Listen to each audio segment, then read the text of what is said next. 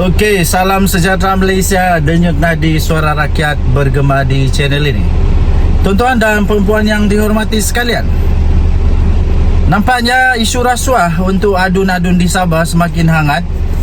SPRM dikatakan sudah pun mengambil keterangan. SPRM sudah dikatakan sudah pun menyiasat mereka-mereka yang dikatakan didakwa terlibat. Setelah itu, banyaklah suara-suara yang cuba untuk mengatakan bahawa Ketua Menteri Sabah Haji G, Datuk Seri Haji G, Datuk Seri Panglima Haji G Manor, supaya meletak jawatan dan membubarkan membubarkan Dewan Undangan Negeri Sabah. Perlukah untuk Haji G, Ketua Menteri, letak jawatan? Saya kata belum perlu, tidak perlu. Bukanlah kita punya budaya, bukan budaya kita di Sabah. Setiap kali ada kes yang belum tentu siapa betul siapa salah, letak jawatan. Mungkin itu budaya di tempat yang lain, tapi di Sabah tidak begitu.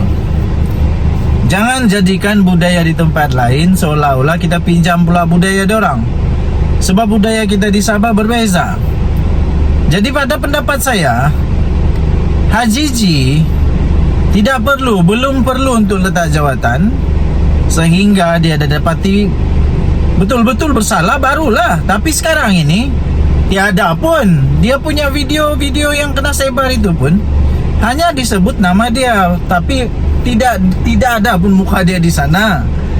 Lainlah dengan yang lain, itu memang ada nama, ada muka sekali. Jadi pada hemat saya, pada pendapat saya, Haji G belum perlu untuk meletakkan jawatan sebagai Ketua Menteri. Lagi pula, ini adalah hampir-hampir dekat-dekat dengan PRN.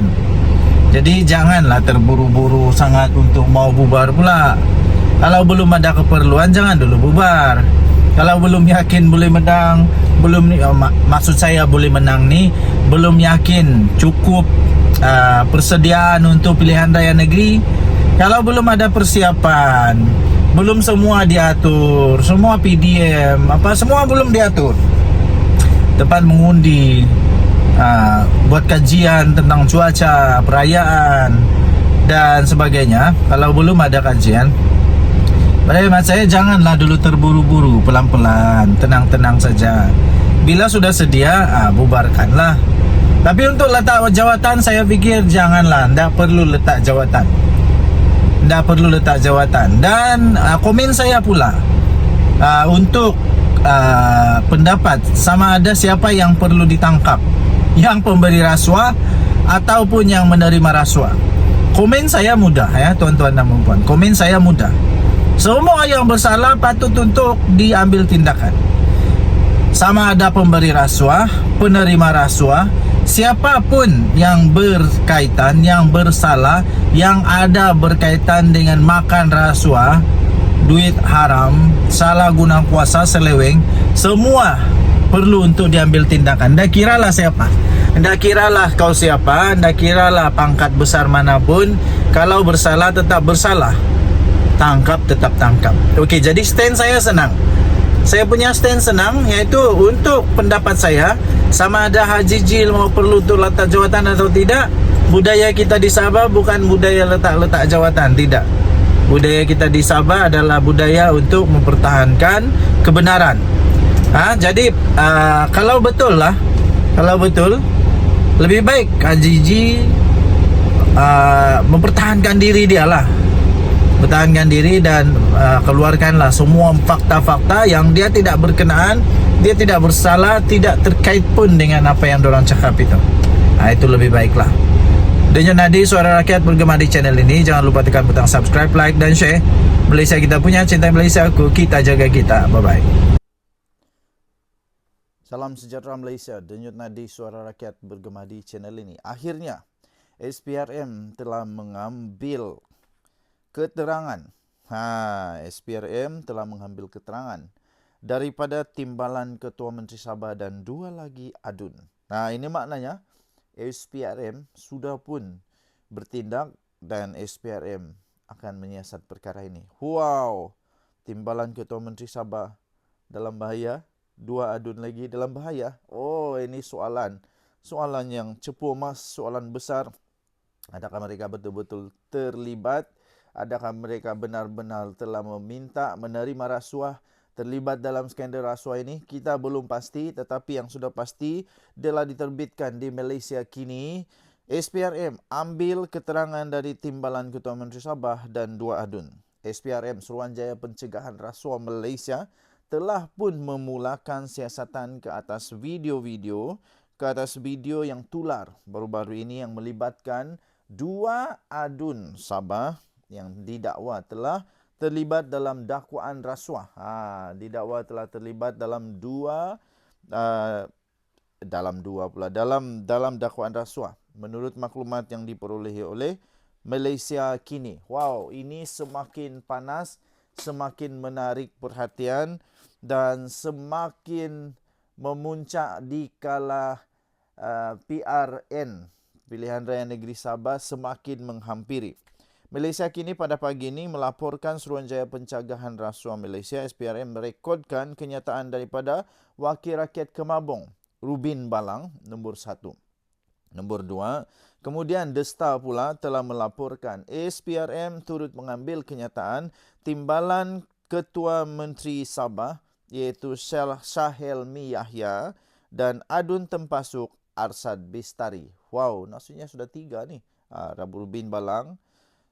Lepas tu itu daripada Malaysia kini. Daripada The Star melaporkan SPRM untuk mengambil kenyataan timbalan Ketua Menteri Sabah iaitu Syahelmi Yahya dan adun Tempasuk Arsad Bistari. Pemberi maklumat mendedahkan klip rakaman 3 video yang didakwa membabitkan ketiga-tiga individu yang disoal siasat oleh SPRM itu.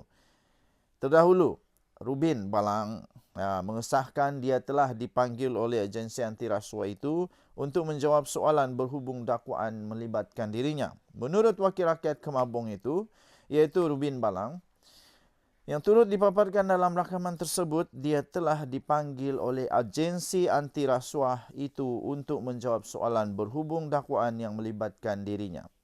Katanya SPRM telah memulakan siasatan ke atas saya dan berhubung isu yang tular itu. Terbaiklah SPRM. Saya rasa tidak sesuai untuk beri komen buat masa ini, katanya melalui message tag kepada Malaysia kini sambil menyatakan kenyataannya telah direkodkan oleh pegawai penyiasat semalam.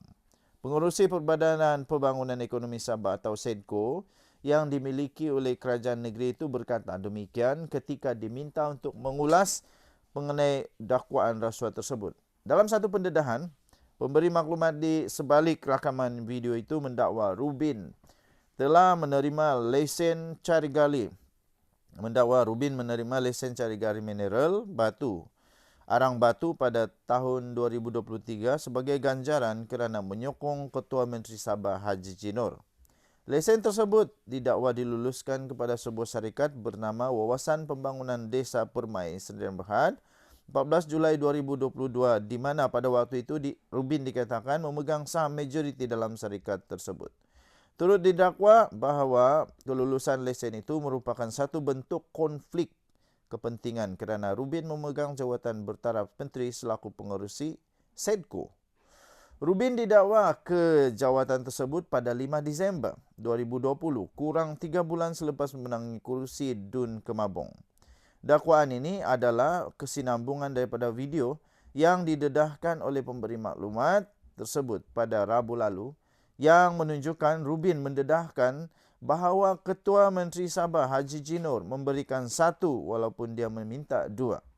Malaysia kini telah menghubungi Haji Ji dan pejabat Ketua Menteri Sabah untuk mendapatkan respon terhadap dakwaan tersebut.